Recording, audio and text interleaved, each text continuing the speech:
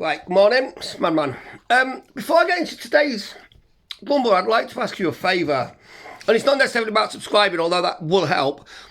I've explained before that I've got like BPD and bipolar, so my head sort of runs in like several different train tracks. I don't script my videos, it's all done as it comes into my head. So this might ramble on, but it might be a long one. But if you could just watch it to the end, please, that'd do me a great favour. Make it worthwhile me doing this. Thanks. Right, like I said, this could end up being a bit of a ramble. Hi, it's Madman. Hope everybody's well. Hope everybody's okay. Hope you all managed in the UK anyway to survive the Storm Dara and all the shit that's gone with it. Anyway, so my point, this is a long one. I want to discuss the second half of this year and a few things that are a bit pertinent right now.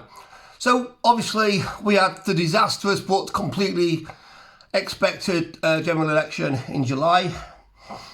There was obviously a few things that went shit straight away, including like taxes and taking money off the old biddies and so on and so forth.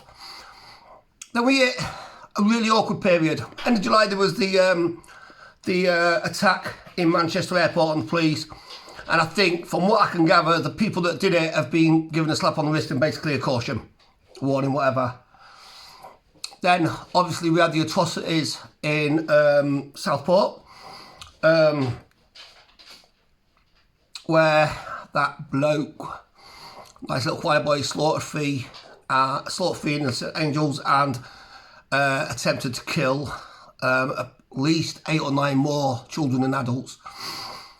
Which obviously sparked protests, demos, some turned violent. You'd even call some of them, well, they have been called riots, which brought on Keir Starmer's two-tier policing. We're going to protect certain Muslim communities, but we're going to arrest and proceed strictly and efficiently with serious sentencing for far-right thugs. Which, you know, over a period of time led to a lot of discourse and discontent amongst UK nationals as a whole, not just the ones that you would consider as far-right patriots, but UK nationals as a whole. Ultimately resulted in quite a lot of political prisoners, excuse me, quite a lot of political prisoners, which led to Keir Starmer being directly linked to the death of Peter Lynch. We then skipped till October and we had what could only be described as the biggest, most peaceful coming together of people who wanted control and safety of our country in many, many generations. I don't think I can recall a demonstration, a march as peacefully respected as that one in October. Obviously, Tommy got arrested on the Monday afterwards and he's now serving a 9-month or 18-month stretch in a Cat B or A prison when he's on a Cat D civil unrest. What came out of that, a Cat D charge, that was me overthinking. What came of that was the biggest standing together, shoulder to shoulder, of patriots and people that wanted to make sure our country and our nations was safe, from England, Scotland, Ireland, Northern Ireland, England, Scotland, Wales, Northern Ireland, and even the Republic of Ireland. There was pictures of people standing together with the red hand of Ulster and the tricolour of the Republic, as well as, like I said, the St George's, St Andrews and the St David's flags. For a period of time, I actually felt part of something. And by the way, I'm nobody on this. I don't even know if I've got 50 subscribers. I lost 2 the other day. So there's far bigger commentators and video creators out there than me. But for a period of time, for a good period of time, I actually felt part of a movement, I felt strength that I haven't felt. I don't think I've ever felt it. I've always been a patriotic person myself, but I've always been stigmatised for that because of my opinions. Come lay down with me.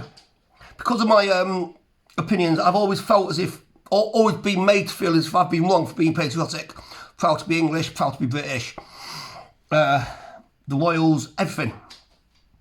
And like I say, we came together and we stood shoulder to shoulder. There was commentators coming out of the woodwork on YouTube and other social media platforms. But to be honest, I don't do X.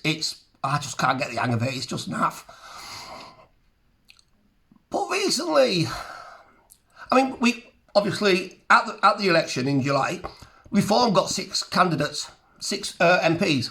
Obviously, the way it's done, if it had been done properly, would have probably had a good 30 or 40, if not more. But that's by the by for now. That's because of the first past the post and all that shit.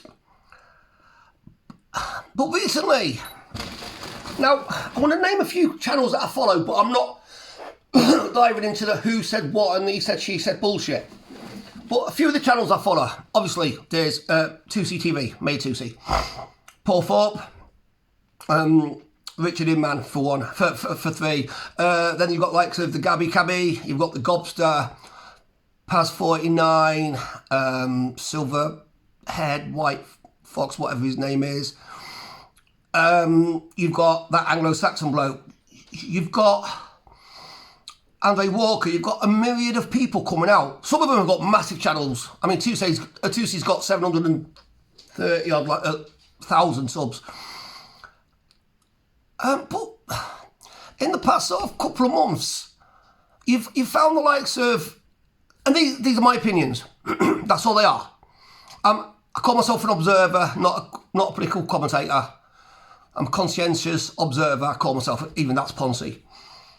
But you had Farage and Tice pretty much turn on people. June Slater's another one that I follow, and she's fantastic. I think she's amazing. But you had like Farage and Tice come out, and they turned on the people that voted them in. Or it felt like they turned on the people that voted them in. And there was starting to be a little bit of a split, a bit of a faction.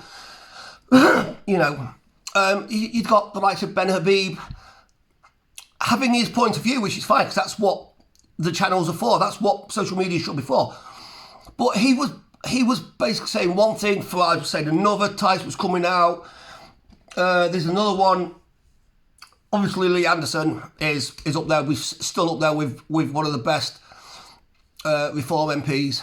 And then this past week or so, 2 weeks, there's been this massive issue with Mayor Tusi. Now, I like I say, I do this ad hoc. I do it off the top of my head. I don't have, I do it on a Huawei P30 phone. I don't have a camera. I don't have a studio. I don't have a laptop. So I don't have the ability to research a shed ton of information. I do, but because of stuff, I just don't have the time to research on my little phone all the information that I would need to be up there with some of the other upstanding commentators. So I get a lot of my info, and I've always said that, I'm trying to think who it was. I think it was Black Belt Barrister that turned around and said the other day, he won't get told what to listen to. He'll read this bit and he'll read that bit, and then he'll pull a little bit from this and a little bit from that of information, and he'll try to knit it together so that it makes a sort of a sensible truth, rather than being told this or being told that. And I try to do the same. I've always said that. I've always said I try to take bits of information, tie it together and see what makes sense. Excuse me. So this Y2C incident that's popped up lately. So apparently he'd gone down to one of the Palestine marchers to do his videos and his recording, and he came out and said that there was whispers amongst the police. Somebody had heard them saying, "Oh, Tusi's here, we'll have a word with him." And he was supposed to go get arrested. Was supposed to present at court, get arrested, possibly get charged with something to do with a tweet or something. Or would you call it an X? If it's on X now, I don't know. See, that's how that works. But obviously he didn't. And then people started questioning, if he's such a good live vlogger, whatever you call it, vlogger, why didn't he video the police approaching him? He had his reasons. And then he was doxxed, which basically means, as far as I'm aware, that his details had been given out. He said his details had been given out to people who wanted him dead. He'd already had to move to a secret location, apparently, prior to the 26th March, I think, or maybe just after 26th October. But now you've got what feels like a massive split, and I don't understand it. You've got, obviously, I'm doing the same. I'm looking at this My2C situation, I'm thinking, and apparently he put a tweet up, X up, saying he was fleeing to Scotland. But on one of his videos, he said he was on holiday in Scotland, and then this tweet comes out saying he was fleeing. Now, as other people have said, and so I'm not going to name the names who have said these things. If you watch these videos like I do, you'll know. But somebody else has said, if you were going to flee because you was scared or in danger, you wouldn't put where you're fleeing to with a picture of yourself by an airplane, unless it was sleight of hand to try and make people think that's what he was doing. But I don't, and the whole situation with him is starting to unravel, and I don't know. But then you've got people, like I say, you've got somebody come out and said, oh, Tommy has turned around and says we should support Nigel Farage, whereas before the march on the 26th of October, they'd fell out because Farage wouldn't turn up. Nick, whatever his name is, from UKIP turned up and had an amazing speech. And I just feel that somewhere along the line, someone is sowing seeds of doubt amongst us. The ones that for the best part of 4 months, stood together, shoulder to shoulder, trying to get our message across that we are not happy with this government. We are not happy with the lies that they told us in their election campaign manifesto. We are not happy with the way they've dealt British citizens who voice their disconcern, who voice their concern and their anger at the way that we are being treated, whilst certain demographics of people are being seen to get away with, murder and at least breaking somebody's nose. But like I say, in the past, literally the past few weeks, it just feels that someone somewhere along the line is, like I say, sowing the seed of doubt amongst us. And I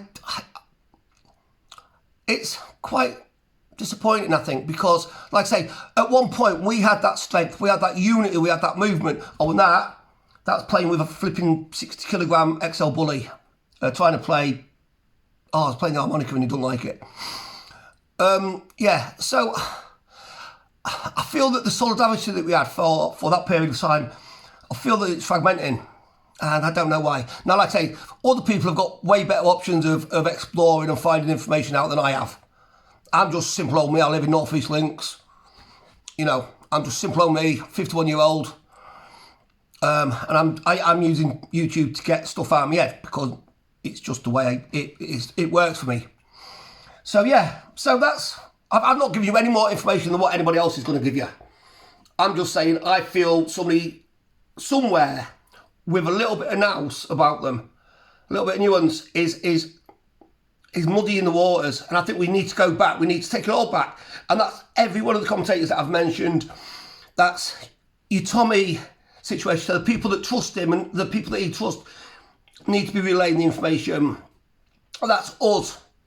And we need to get back to what our initial anger was about, and that's the state of the country, the state of the government, the state of the parliament. And we need to get back to that point. And we need to get back to feet on the ground, I think. And we need to get back standing shoulder to shoulder. Boys, girls, men, women, of all ages, of all orientations, of all beliefs. As long as the core value of your beliefs is we want the United Kingdom to go back to being united, I think rather than everybody, including myself, uploading a video of discourse every couple of days or every couple of hours, saying how bad things are and so-and-so's done this and so-and-so's done that and so-and-so's done the other, I think we need to get back to being united. United as one. United as a nation that want the safety. That go back to basics. We want our children and our grandchildren and our great-grandchildren. Well, we want our children and our grandchildren now to be safe.